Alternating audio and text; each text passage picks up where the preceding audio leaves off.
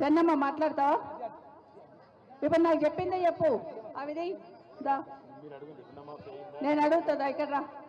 ఇప్పుడే చెప్తున్నావు కదా నువ్వు గట్టిగా, అందరికి వినిపించాలి కదా నువ్వు అడిగింది. అమ్మ ఇక్కడ రా.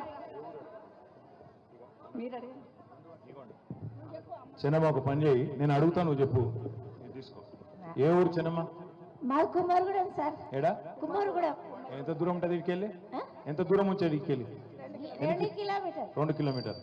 ఇప్పుడు రేవంత్ రెడ్డి ప్రభుత్వం కాంగ్రెస్ వాళ్ళు రుణమాఫీ చేస్తా అని చెప్పారు. మీకు లోన్ ఉన్నదా?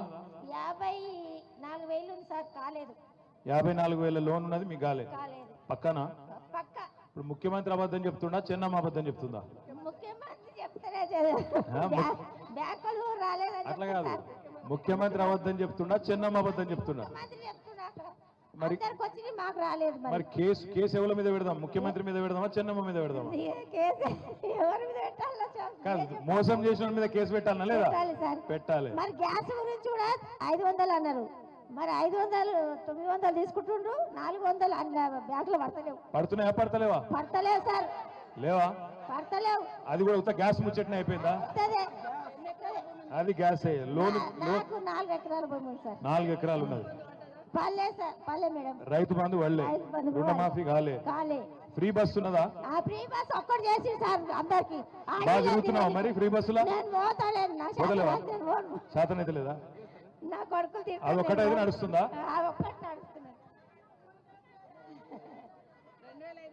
నాకు రాలేదు మేడం. తులం బంగారం వచ్చిందా మరి? బంగారం లేదు. 2,000 వేయలేవు. మా ఆయనకు 2,000 పింఛన్ ఇస్తారు. మీ ఆయనకు 2,000 పింఛన్ ఎవరు ఇచ్చారు? మా కేసీఆర్. ఈయన ఇయ్యలే కదా మరి.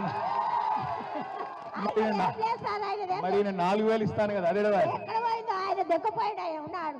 మరి సంవత్సరమా అడగవా? పుల్లగిరి అటు పెట్టాలి సార్. ఏం చేయాలి? పుల్లగిరి అటు పెట్టాలి. ఏం పెట్టాలి? పుల్లగిరి అటు పెట్టాలి. ఇట్లా మాట్లాడితే కేసులు అవుతాయి. పుల్లగిరి అంటే బాగా వైలెంట్ ఉన్నారు మీ కాడ. ఇట్లా ఆడపిల్లలకు ఫ్రీ బస్సులు అన్ని ఇజ్జత్ లేకుండా చేసి మోపిల్లలు లేదు. మేము ఆడపిల్లలు వేడున్నాం. మోపిల్లలు లేదు, మేము ఆడపిల్లలు వేడున్నాము. వాళ్ళు ఉంటేనే మేము కదా. నువ్వు లాజికల్ గా అడిగితే నేనేం చెప్తాను? లాజిక్ తో పద్ధతి కాదు సార్. పద్ధతి కాదా? కాదు కాదు. సరే నేను చెప్తా. మరి ఎక్కడ ఎదురుగా పడితే చెప్తా, కానీ తప్పించుగా తిరుగుతుండే ఏం చేయాలి? తిరిగితే ఏదైనా గెలిపిస్తాం ఈ సార్. రైట్. థ్యాంక్ యూ చిన్నమ్మ.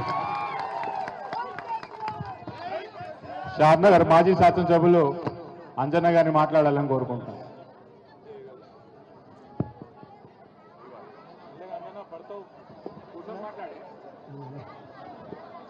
బాగా మాట్లాడినామా? ఈరోజు ఇప్పుడున్న ప్రభుత్వం రేవంత్ రెడ్డి గారు ముఖ్యమంత్రి గారు ఎలక్షన్ టైంలో రైతులకు ఎన్నో హామీలు ఇచ్చి